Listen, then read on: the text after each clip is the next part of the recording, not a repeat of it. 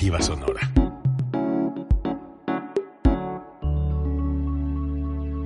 Código Libre.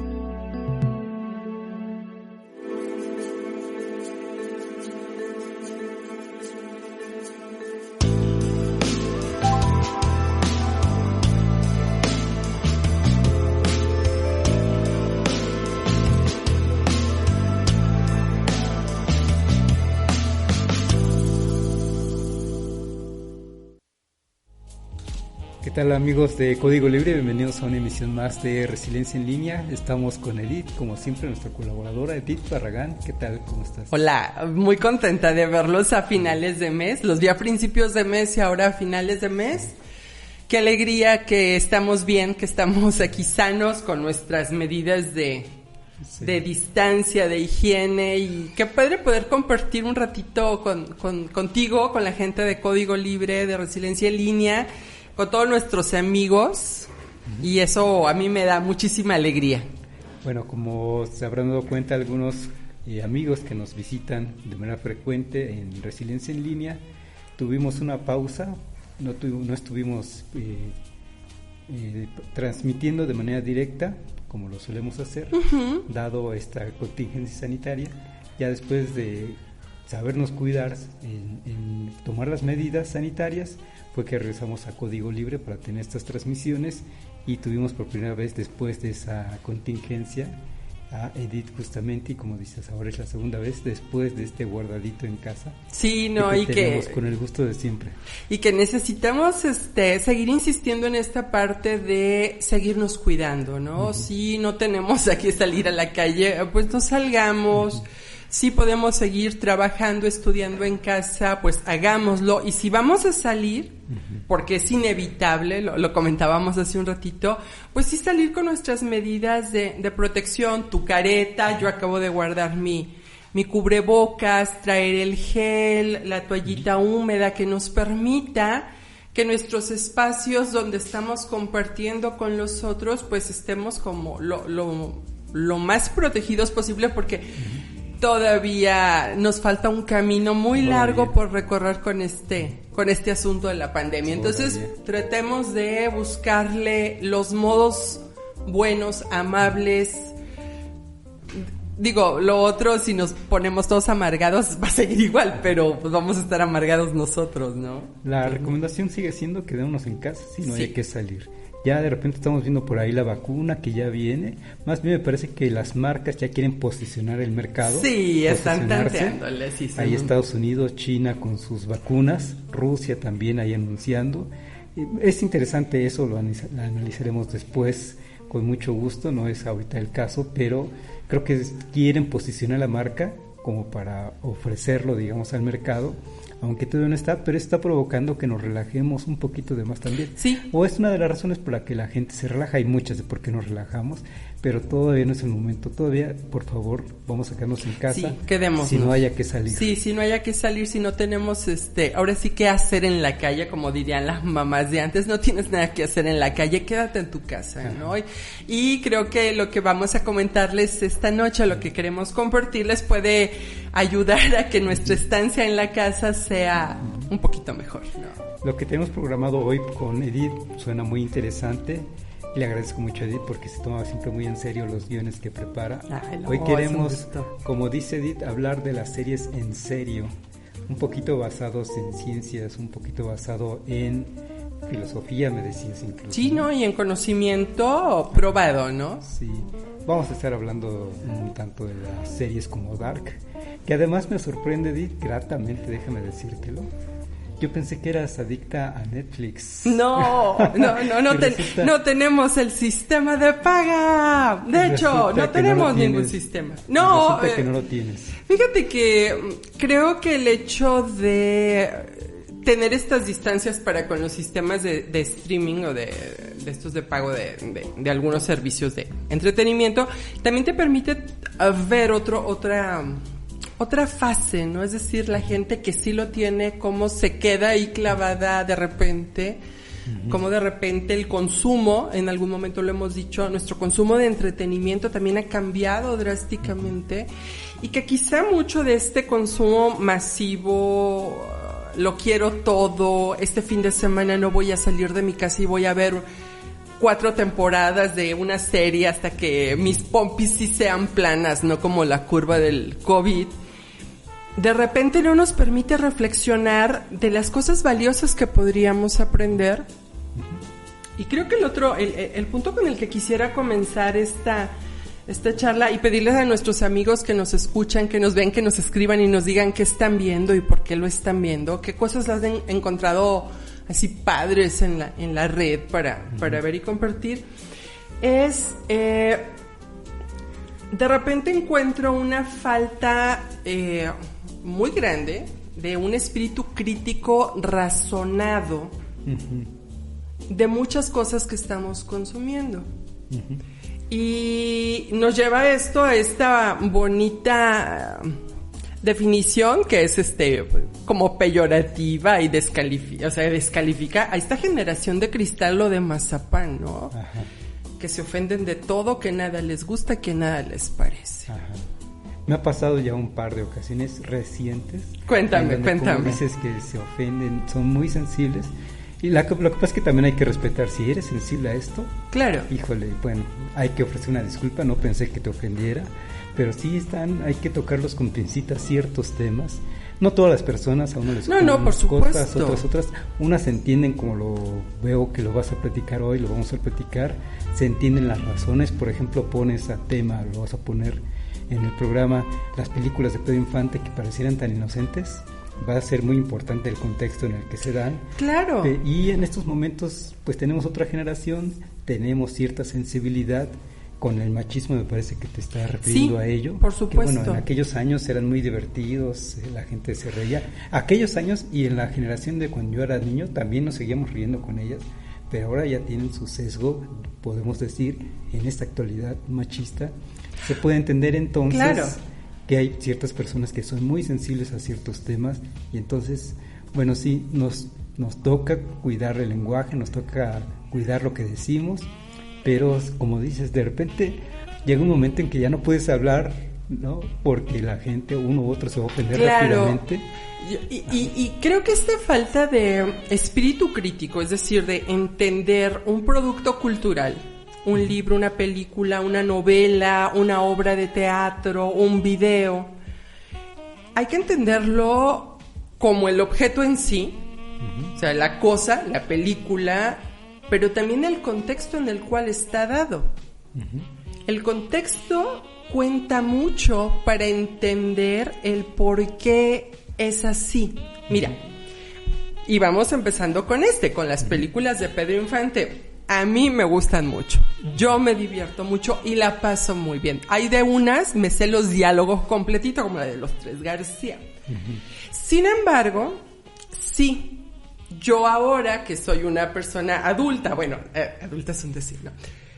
Pero que razono algunas cosas, hay diálogos que ahora digo, oye, qué feo que le diga a la mamá eso. En Escuela de Vagabundos, la hija más pequeña quiere hacer un comentario y la mamá le dice, Lala, las niñas se ven más bonitas con la boca cerrada o calladitas.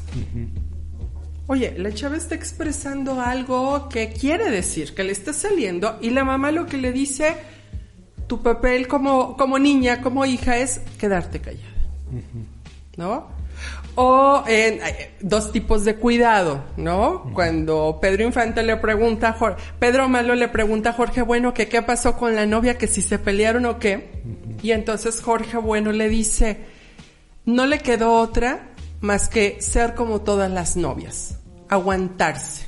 Mientras siga siendo novia, se tiene que aguantar, ¿no? Porque la dejó ahí por otra muchacha para irse ahí a dar un rol. Y entonces ahora tú dices, oye, no, qué feo, ¿por qué le hizo eso, no? ¿O por qué la trató de esta manera? En los años 40, que es cuando se filman estas películas y donde también hay una intención directa de construir la imagen de esta cosa como de la mexicanidad. Todas las comedias rancheras que se hacen en ese momento muestran la figura de un hombre poderoso, fuerte, bien plantado, que las puede todas, ¿no? Y es la imagen que muchos caballeros, que muchos señores, que muchos niños tuvieron como ejemplo en ese momento. Pues no había más, o sea, el cine eso te decía, ¿no? Hay que ser como Pedrito Infante, hay que ser como Jorge Negrete, hay que ser como guapos, bien formados. Si la mujer le dice usted, contéstele, ¿no? Claro, fuimos avanzando y hemos visto ya otras cosas, otros modelos de convivencia y hemos dicho, eso no nos gusta. Pero eso tampoco significa que yo no valore una película de Pedro Infante o de Jorge Negrete. Pues fíjate que yo también disfruto mucho las películas de Pedro Infante. Bueno, tiene un tiempo que no las veo, pero incluso tengo algunas compradas que las puedo ver.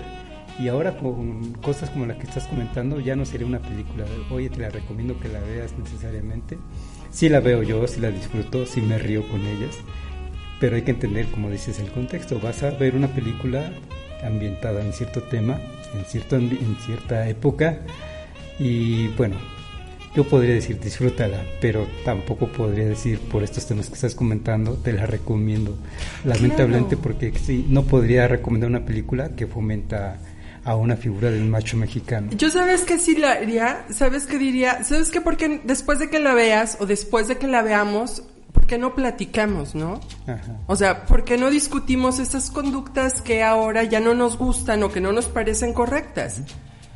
O sea, yo más bien te alentaría a que sí, vamos viéndola, pero también vamos discutiendo que ya no funciona de ese modelo. Ajá.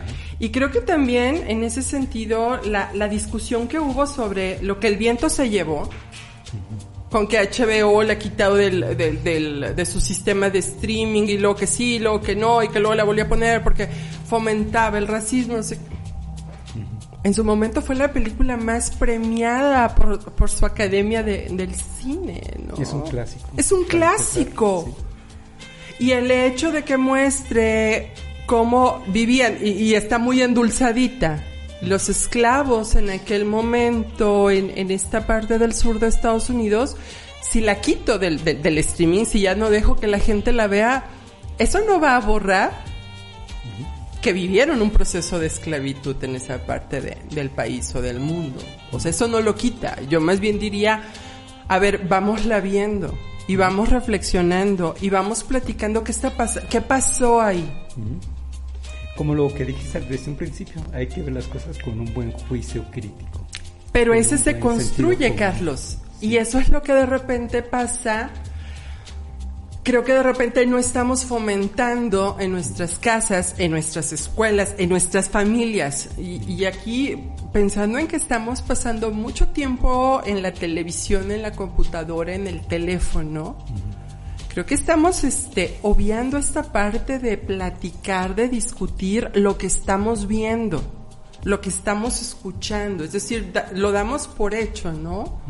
Nos puede ofender, nos puede gustar, nos puede parecer maravilloso, pero no lo platicamos, no lo socializamos y entonces damos por sentadas muchas cosas y eso está matando el espíritu crítico. Fíjate que no es un tema menor porque justamente ahorita estamos con una crítica hacia Facebook. En estos momentos está siendo llamado a comparecer los dueños de Google, de Facebook, de Amazon, de Netflix, para que rindan cuentas del manejo que tienen en sus plataformas para tratar de combatir la discriminación, para tratar de combatir hechos de racismo. Claro. Pero volvemos al asunto de, lo ponemos, como dices, en estos ejemplos que estás dando, lo ponemos y que la gente haga una crítica constructiva. Claro. O los quitamos y eso suena como a que a censura, por ejemplo. Y entonces estamos viviendo como en V de Vendetta, ¿no? Ajá.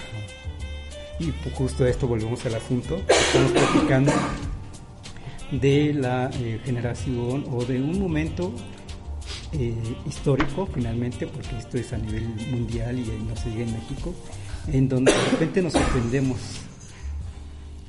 Y de repente nos ofendemos y es a veces tanta la molestia de la persona que se siente ofendida, que entonces ya no puede seguir el diálogo, se cierra el diálogo, no hay diálogo entonces, claro. Y entonces por no ofender, porque incluso no te juzguen de intolerante, entonces mejor cierras la boca pero sucede algo grave, ya no hay comunicación, ya no hay esa reflexión. Sí, por supuesto. Se me secó la garganta, le voy a pedir a mis amigos de producción si me regalan tantita agua. No crean que es COVID, es garganta seca porque... Mientras, Edith, pues te mandan saludos. Ay, ¿quién? No lo voy a poder pronunciar. Schelemer Bausch. No lo puedo pronunciar. Saludos, Edith.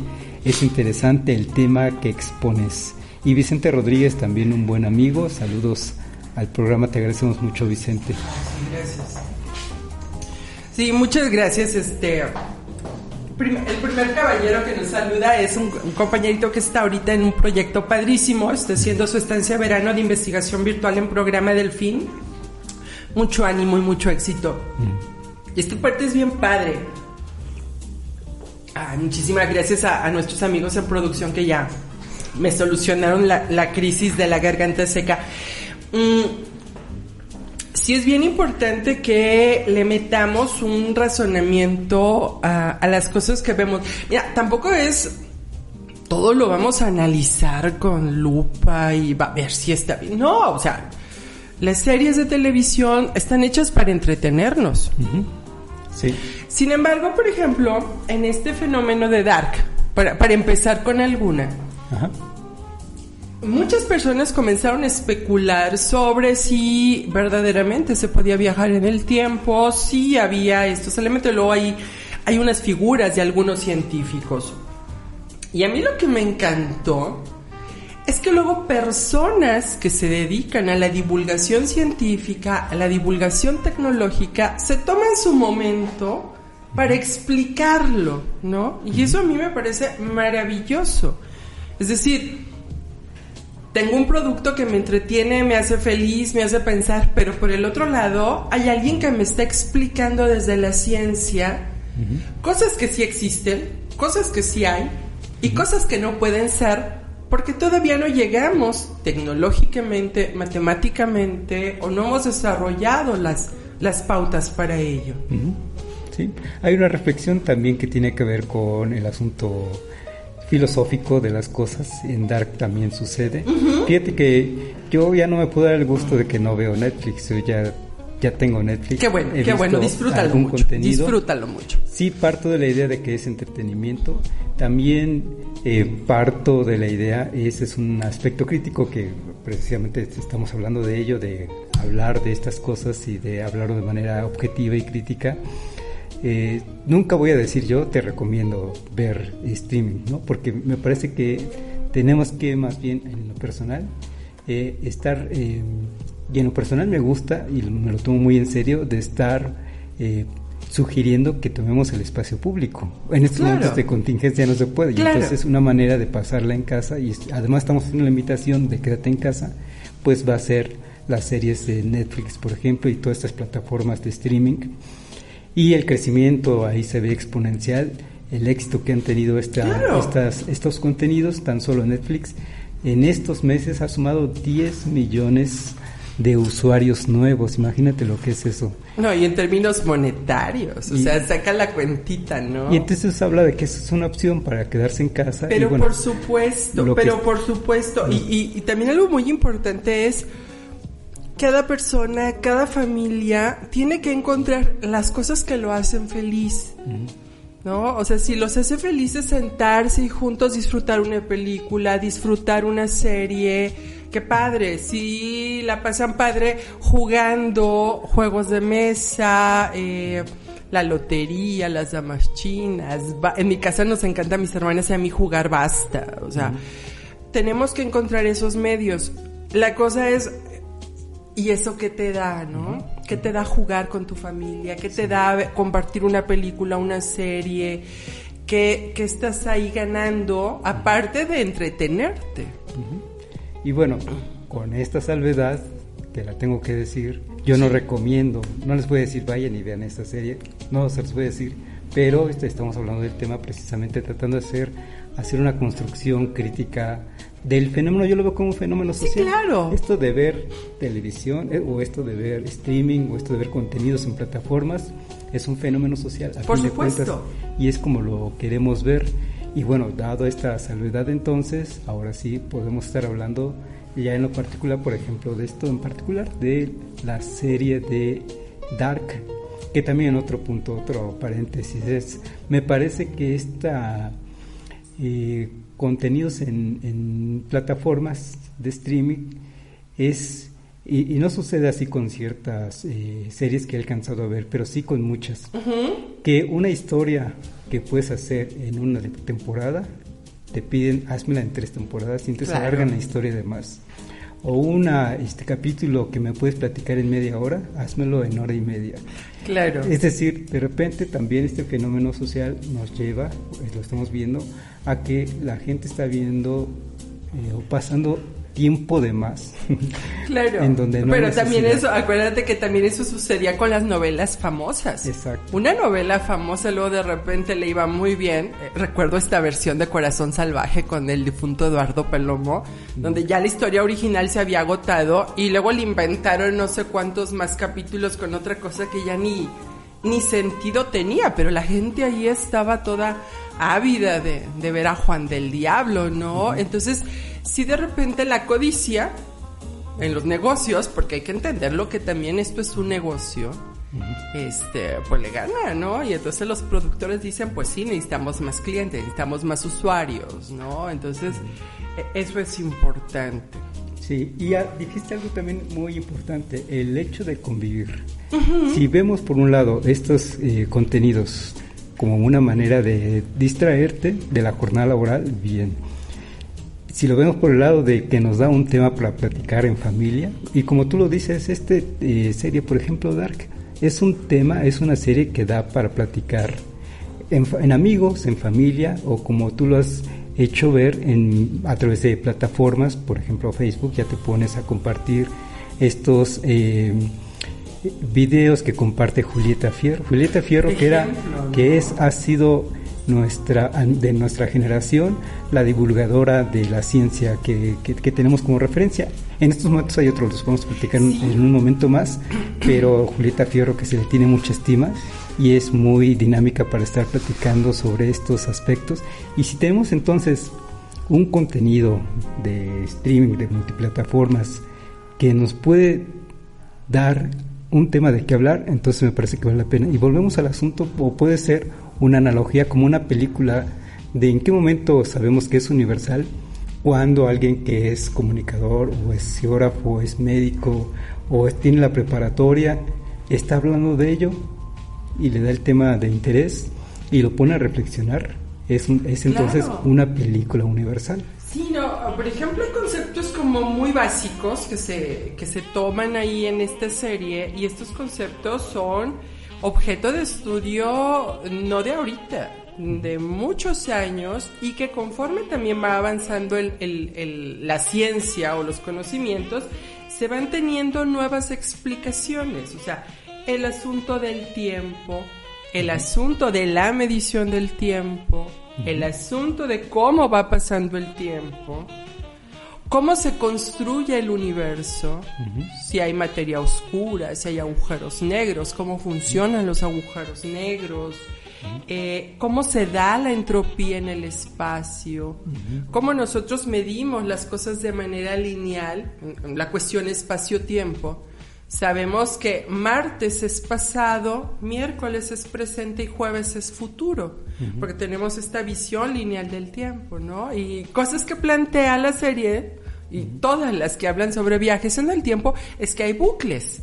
Es decir, que el espacio-tiempo se puede enrollar como los cables, no es lineal, se enrolla. Y entonces, pero para que eso suceda, o sea, para que pueda haber estos bucles en el espacio-tiempo, hay que entender el asunto de los hoyos negros, la teoría general de la relatividad, los sistemas gravitacionales, la telaraña cósmica. Entonces eso te lleva a conceptos de física y de astrofísica muy avanzados y que podrían ser, fíjate, pienso en un chavito de prepa, de estos que se clavan con las series y que diga, oye, yo quiero estudiar astrofísica, ¿no? Y yo sí creo que sí se puede viajar en el tiempo y que se dedique a ello y que entonces construya a partir de lo que ya existe en la ciencia nuevas teorías, nuevas explicaciones, haga experimentos, que consiga una pasantía en el CERN en Suiza, ¿no? O sea, creo que ahí tendríamos un potencial súper bonito como para eso.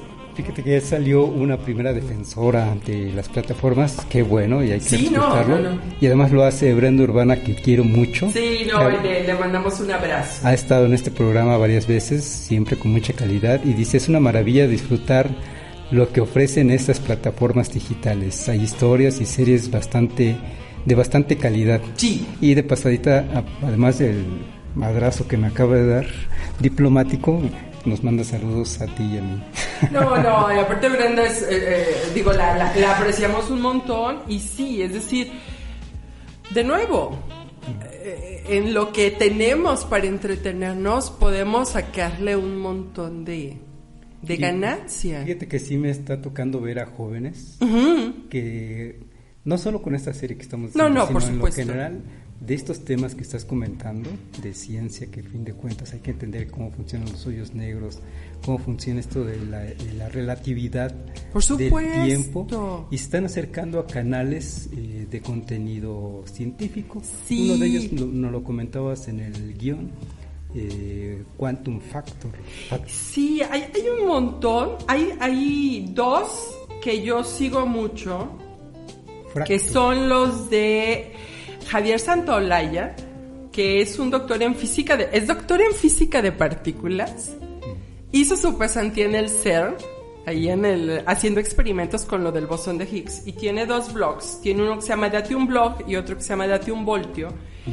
Y él, aparte que está jovencísimo y es muy atractivo, es muy guapetón,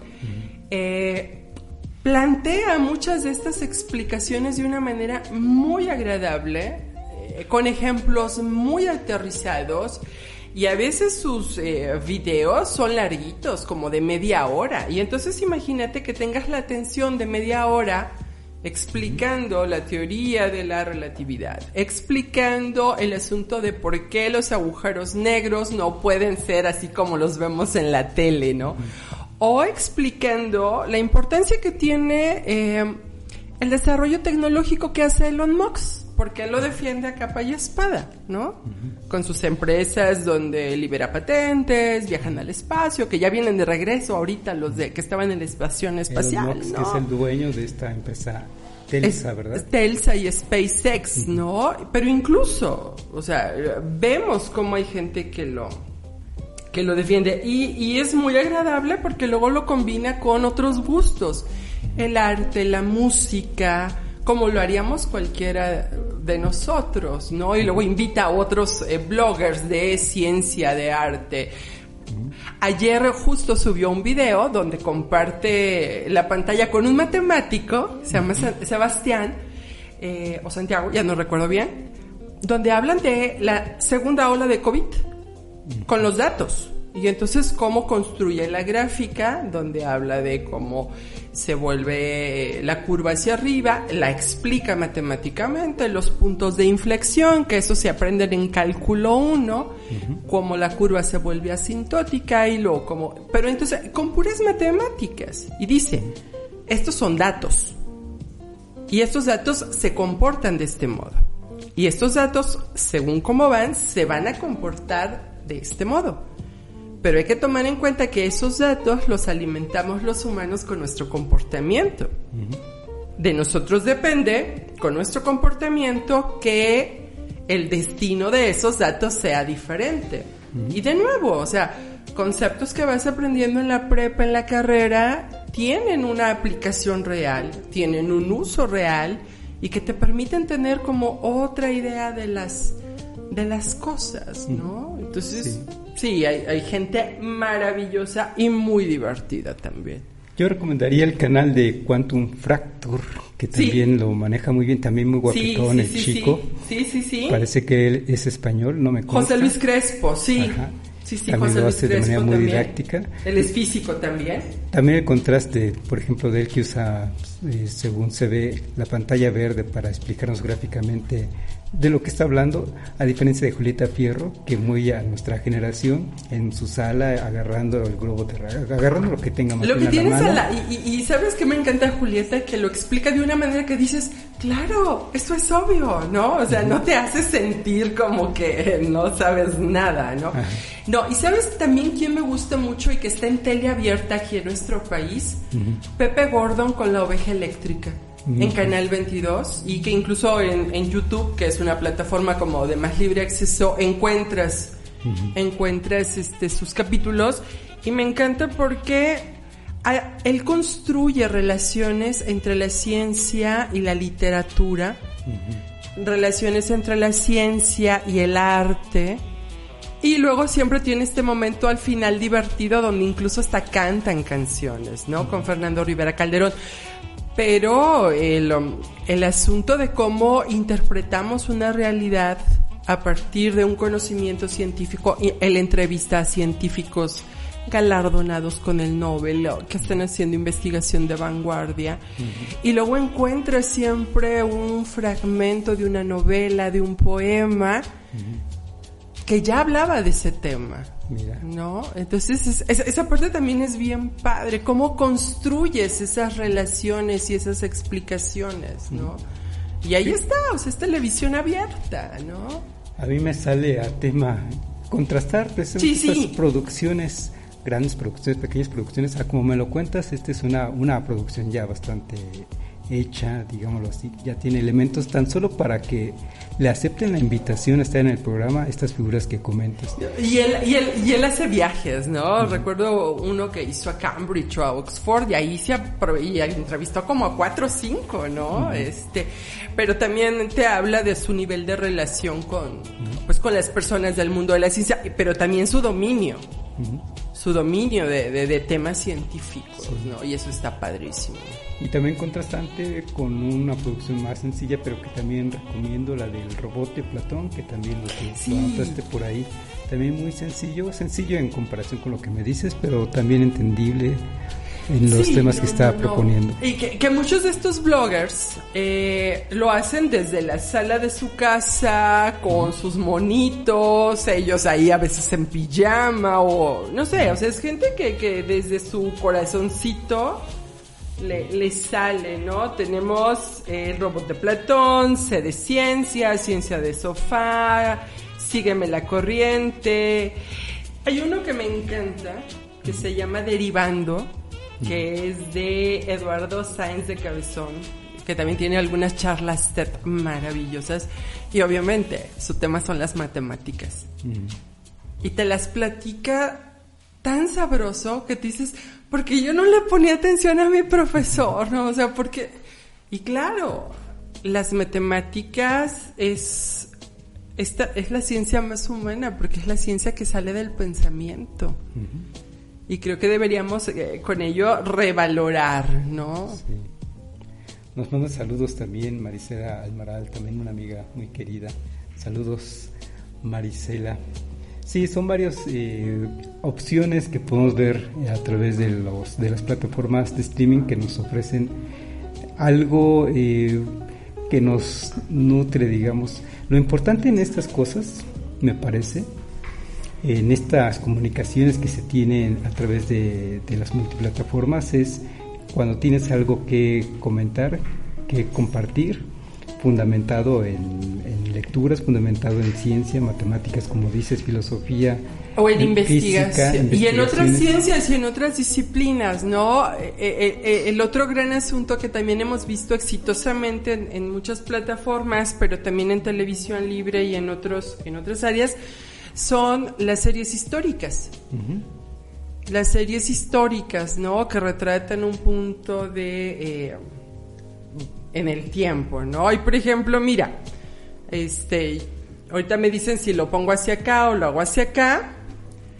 Este libro lo escribió Alejandro Rosas, que es un historiador, que es un tipo agradable como él solo. A mí me divierte mucho verlo en televisión.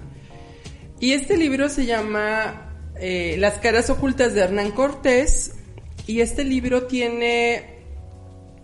es como la contraparte de la ciencia histórica que le da vida a la serie de televisión que en la temporada de diciembre la pasó TV Azteca, pero que también está en Amazon Prime, ¿no? Y que te muestra un momento muy complicado, muy convulso de nuestra historia como país, cuando ni éramos país, pero te permite entender muchas situaciones, ¿no? Muchas relaciones. Y la manera en cómo está contado el libro, aparte está bien sabrosa, o sea, desde así como bien sabrosa, no la cuenta lineal. Él se permite jugar con estos tramos de la historia, pero entiendes a las personas y por qué actúan así. Y esto es algo que también lo hemos platicado, ¿no? Cómo de repente hemos aprendido historia como si estos personajes fueran intocables, y son buenos y son malos. Hace 8 días que tenías aquí a tu invitado hablando de Benito Juárez, justo pienso en eso, ¿no? O sea, Benito Juárez era un señor como tú, como yo, y se pudo enfermar y le pudo doler la panza y dejar a su esposa, igual Cortés, igual Marina, igual Moctezuma, igual Alvarado, ¿no? Y entender cómo es que estaba articulada los diferentes grupos sociales en el 1520. En febrero tuve la fortuna enorme de ir a Jalapa en autobús. Y iba yo en autopista, en una bonita ventana. Y cuando te pones a pensar, yo voy en la autopista y esto se ve escarpadísimo, y esto se ve... ¿Cómo le hicieron para viajar los españoles a pie en sus caballos desde Veracruz por estos cerros? Sí. ¿Cómo le hacían los emisarios de Moctezuma para viajar y llevar y traer las noticias, ¿no? Sí. Entonces vas resignificando muchas cosas y vas entendiendo otras cosas, ¿no? Entonces ya no te quedas con Cortés malo, Moctezuma bueno, Marina mala, tlaxcaltecas malos. No, o sea, vas entendiendo, vas razonando otras cosas, ¿no? Oye, ¿cómo hacían guerras? Porque se dice fácil, oye, de una batalla a otra, pero pasaban meses a veces. Meses. Por ejemplo, de la batalla de 5 de mayo, que la pierden los franceses, esa primera batalla, en lo que se rearman, se reorganizan y vuelven a atacar, pasó un año, y eso no te das cuenta. ¿Y por qué? Por justo lo que dices, los caminos, ir a jalar cañones, ir a jalar... No, o sea, todo lo que traía. A ver, cuando tú vas de Ciudad de México a Puebla, por donde vayas, la libre o la autopista, el cerro, ahora sí, como decimos acá, el cerro está empinadísimo. Ajá. Y el camión, el bus, el automóvil, tú ves que el chofer le mete potencia al motor. No había motores, o sea, eran animales los que arrastraban. Y eran personas caminando. Y en lugares donde mucha agua, porque estaba lloviendo, mucho lodo, pues el caminar era muy difícil, ¿no? No, por supuesto. Se te hundían los pies en el lodo, en fin. A veces pasaban jornadas sin comer. El ejército, bueno, ya me estoy desviando un poco. No, está bien. El ejército liberal de Benito Juárez, por ejemplo, sí, pues a veces eran jornadas sin comer, días sin comer los pobres. Y entonces sí, eran desarrapados enfrentando al mejor ejército del mundo. Claro. Pero bueno, volvemos al asunto este. No, pero está bien esto, mira, porque también de repente es este asunto de que en estos asuntos del espacio-tiempo nosotros hemos compactado nuestro entender de nuestro país. Por ejemplo, así, la conquista, la colonia, del siglo XIX casi no sabemos nada. Sabemos 2, 3 cositas, ¿no? Algo, 2, 3 cosas del siglo XX y ya lo que vivimos hoy.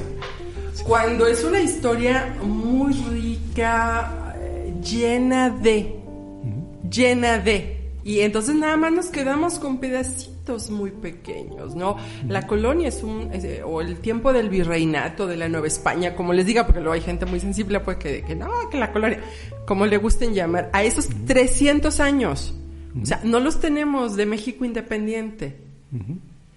en arte, en ciencia, en literatura. O sea, creo que sí, cuando ves una serie como la de Juana Inés que pone Canal 11 sobre la vida de Sor Juana, esta serie sobre Hernán Cortés, algunas películas que se han hecho sobre la batalla de Puebla,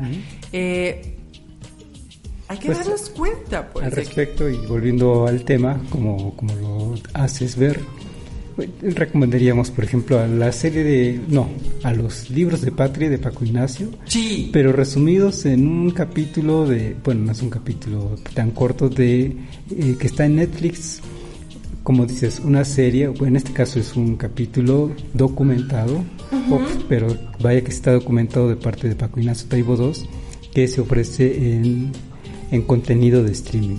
Sí, o que muchas de sus series, como la de Che Guevara o la de Francisco Villa, que también están muy bien documentadas, las puedes encontrar en videos libres, ¿no? También exacto, las puedes ver. Exacto. O incluso puedes pedirlas en su página, la de Brigadas para Leer en Libertad. Tú le dices, oye, yo soy profesor, quiero esto. Te dan acceso, ¿eh? Sí, de hecho, antes de leer los libros de Paco Ignacio, él andaba dando una serie de conferencias, estas las grabaron y las pudiste ver por YouTube, sí, antes de que saliera el libro. Pero por supuesto, pero esta es la parte rica, ¿no? Es decir, yo vi una película sobre este tema, vi la serie de Hernán, dice una de mis primas, yo la estoy viendo y a mí me parece maravillosa.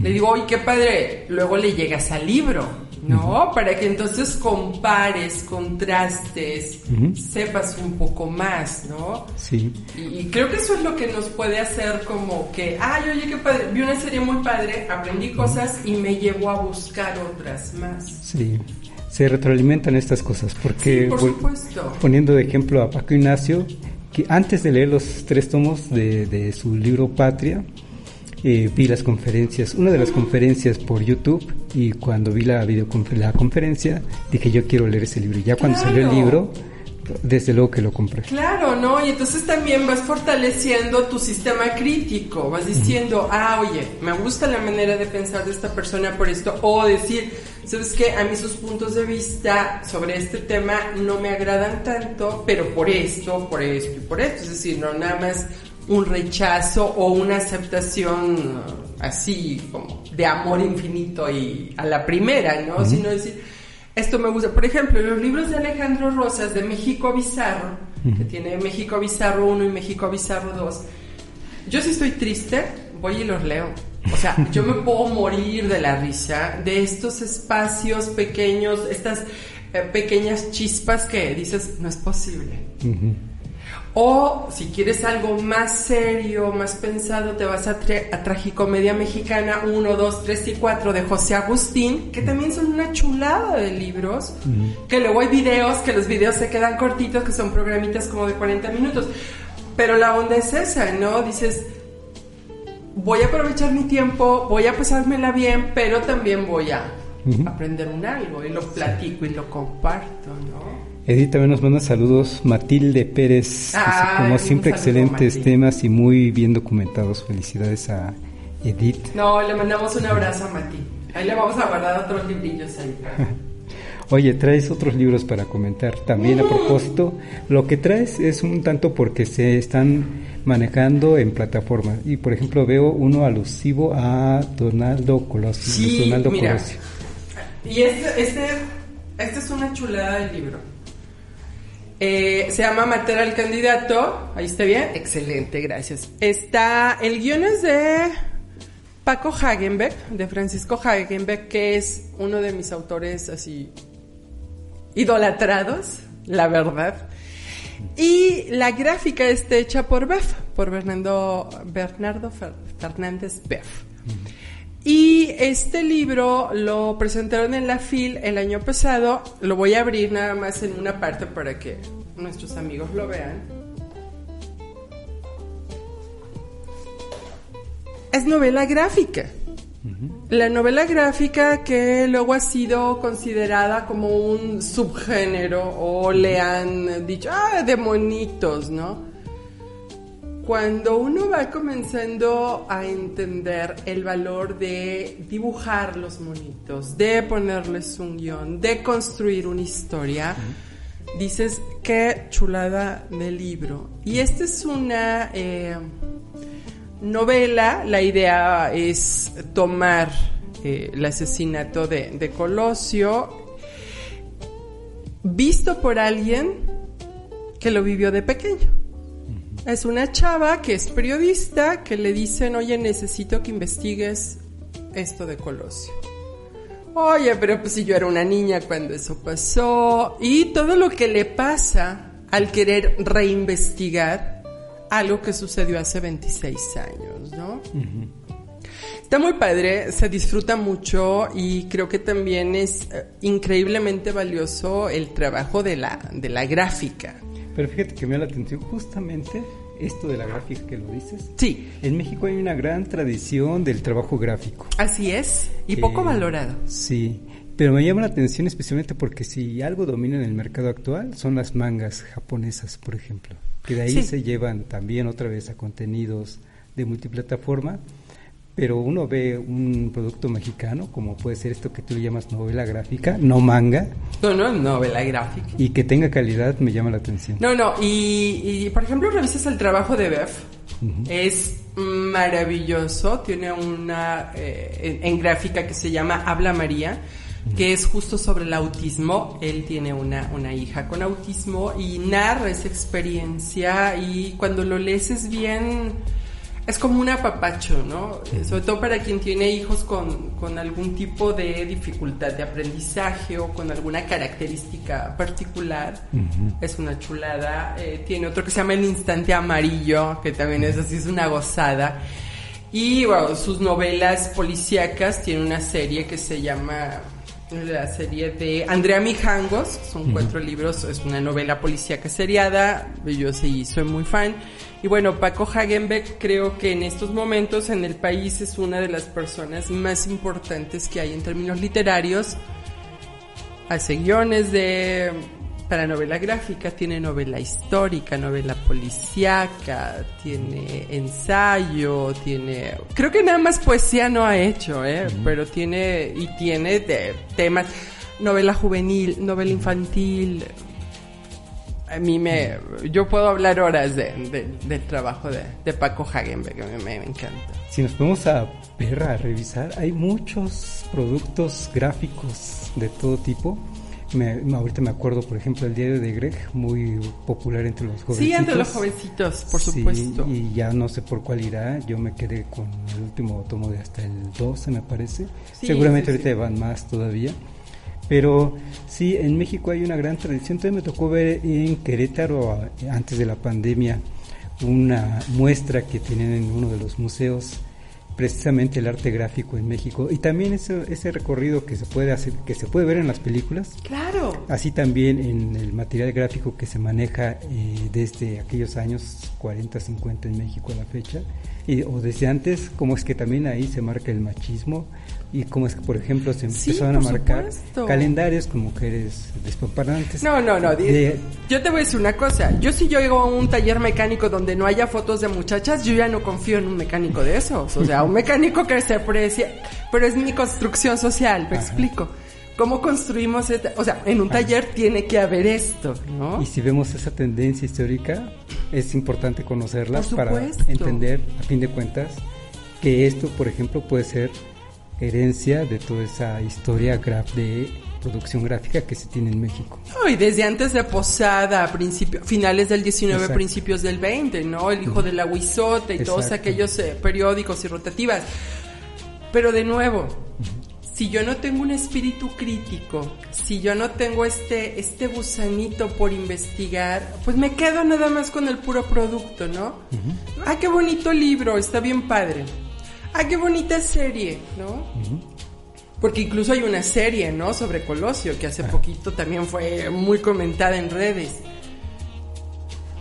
Y ya, me puedo quedar con eso. O puedo irme y buscar otras expresiones, buscar otras voces del mismo tema, y que entonces yo pueda construir una opinión más redonda, más sólida, ¿no? Uh-huh. Creo que por ahí va. Y que entonces cuando haya algo que me pueda ofender o me pueda como lastimar, uh-huh, que yo te pueda decir, ¿no? ¿Sabes qué? ese comentario, esa foto, esa imagen, esa canción, a mí me molesta, pero te digo por qué. Desde mi postura, desde mi entender, creo que esto no va así. Pero no nada más me ofendo y te digo, no, Molotov debe de desaparecer porque cantan cosas feas.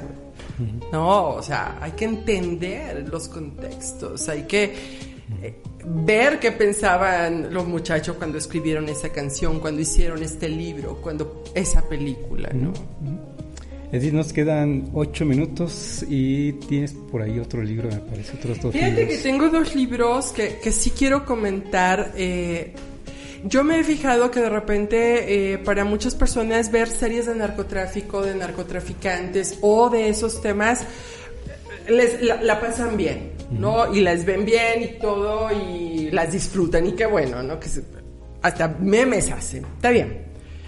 Pero la pregunta es, bueno, ¿y qué pasa en la colonia donde hubo la balacera? ¿Qué pasó en aquel pueblito donde sucedieron estos hechos, no? Y entonces voy a hablar de 2 libros y de 2 pelis rápidamente. El primero es esta novela, se llama El laberinto, de Eduardo Antonio Parra. Es adictiva. Yo la leí en 2 días porque no la podía soltar. No la podía soltar. Es la historia de un maestro y un alumno que se reencuentran en otra ciudad que no es la suya, con otras vidas que no eran las que ellos habían pensado para ellos, porque resulta que en su pueblito llegaron los malos con otros malos y otros más malos y destruyen el pueblo. Uno quiere olvidar ese momento y el otro tiene una necesidad de contar lo que vivió. Entonces es este choque de emociones y de repente a veces, sí, ¿no? Disfrutamos las balaceras y ¡ay, lo agarraron! Y la gente que vive ahí, ¿no? A propósito, fíjate que no voy a seguir con mi lealtad a no recomendar series o contenidos, pero hay una película que me decidí a verla porque por la crítica que estaba dando, y no la veía porque el título es Sicario, no sé si ya la viste. Sale Benicio del Toro, ¿no? Benicio del Toro sí está así como guapetón. Y cualquier cosa que me suena que hace una apología de la violencia o del crimen organizado o de los narcos, prefiero no verlo. Esto lo vi por la crítica y hace el director una combinación de sí mucha acción que atrapa a quien lo está viendo y le gusta la acción, claro, pero también hace esa combinación con el problema social que se está viviendo por ello. Y por ejemplo el final de esa película, no se los cuento, para mi gusto es desgarrador, es muy desmoralizante, es muy triste, porque finalmente se apega a la realidad. Y no, por supuesto. La película la voy a recomendar con esa vista y de decir, problemática social. En mi grupo de amigos hemos optado por decir a mí, o sea, esto que voy a decir lo digo desde mí, ¿no? A mí me gustó por esto y por esto, si tú la quieres ver así, ¿no? Como este otro libro, Perorata, de Luis Felipe Lomelí, son 16 historias que tienen que ver con lo colateral, ¿no? ¿Qué pasa cuando tú vas manejando y de repente hay una balacera ahí enfrente y entre lo que se pierde le dan al que va contigo? ¿Cómo rehaces tu vida? ¿Cómo tratas de seguir adelante? Por ejemplo, ¿qué pasa con estas ciudades, colonias, espacios que se quedan abandonados porque la violencia obligó a irse de ahí? Y los que viven ahí, y los que trabajan ahí, son dos ejemplos a mí me parecen muy dolorosos, pero a la vez muy bonitos, de llegarle al tema de la violencia por otro lado. Hay una película que se llama El guardián de la memoria, es documental, y justo narra la historia de un pueblito en la frontera que se quedó sin gente. Y hay otra que se llama, este es un cortometraje, se llama Ausencias, de Tatiana Hueso, dura media hora y es una señora que te está platicando lo que hace todos los días desde que su esposo y su hijo desaparecieron. Y ella no entiende por qué, ¿no? Y cómo trata de, con su hija, construir su vida.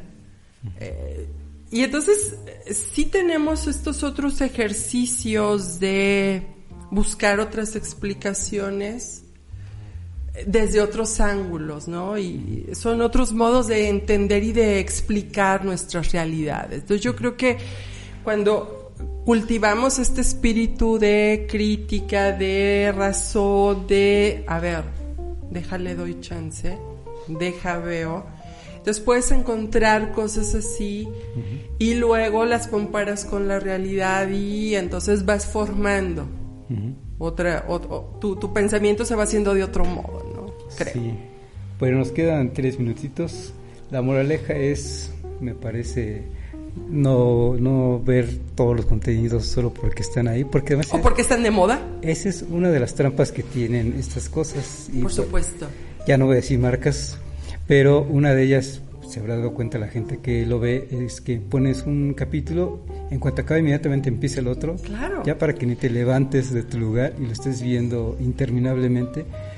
Bueno, si vamos a estar viendo estos contenidos, buscar estas ofertas que tienen, como dices, o una documentación histórica o una documentación científica, de trabajos de periodismo también por medio. Sí, no. Científica, claro. Y la otra es que también lo podamos platicar y compartir con quienes estamos en nuestros espacios confinados, porque también eso nos va a permitir una convivencia pues diferente, ¿no? Que te dé el tema para hablar, para reflexionar precisamente sobre las problemáticas que estamos viviendo todos los días, no solo con esta epidemia, sino en todos los sentidos. No, hay unas que ya traíamos arrastrando y que las seguimos viviendo, las seguimos padeciendo. Ajá. Y hay que sobrellevarlas, ¿no? Pero hay que buscar el modo. Y bueno, decirle a la gente pues que qué bueno que nos vio, que nos escuchó, que nos sigan viendo y escuchando, que sí le lleguen a lo que más les guste, ¿no? En la tele, en streaming, pero que sí se hagan también como de su equipo de bloggers, de su equipo de periodistas o de quien les permita construir una explicación más sólida de las cosas, ¿no? También me quedo con eso, ser y dejar ser. Sí, no. Si a la gente le gusta ver contenidos, adelante, qué bueno. Si eso te relaja, si eso te mantiene feliz. Ya lo dijo el buen McCartney, ¿no? El Live and Let Die, ¿cómo era? Esa que muy bonita, que lo hizo el cover Guns N' Roses, que de los poquitos covers buenos que hizo. Sí, no, y que al final de cuentas tengamos este espíritu de apertura para el diálogo, que tengamos este espíritu de sentarnos y compartir, porque creo que en este compartir es donde podemos aprender muchas cosas muy padres, ¿no? Y bueno, podríamos hablar también de ciencia ficción, programas sobre biología, sobre sociología y series que también ahí se van alimentando, pero bueno, lo dejaremos para otros momentos o para otras charlas. Pues con esto nos despedimos, Edith, como siempre. Gracias por estar aquí. No, gracias a ti por invitar a los chicos de producción que me salvaron con mi ataque de tos.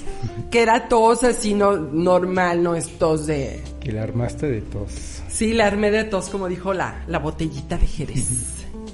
Muy bien, pues gracias a todos por habernos acompañado. Muchísimas gracias. Jaime, gracias a Fabio por ahí. Y nos vemos la próxima. Hasta la próxima.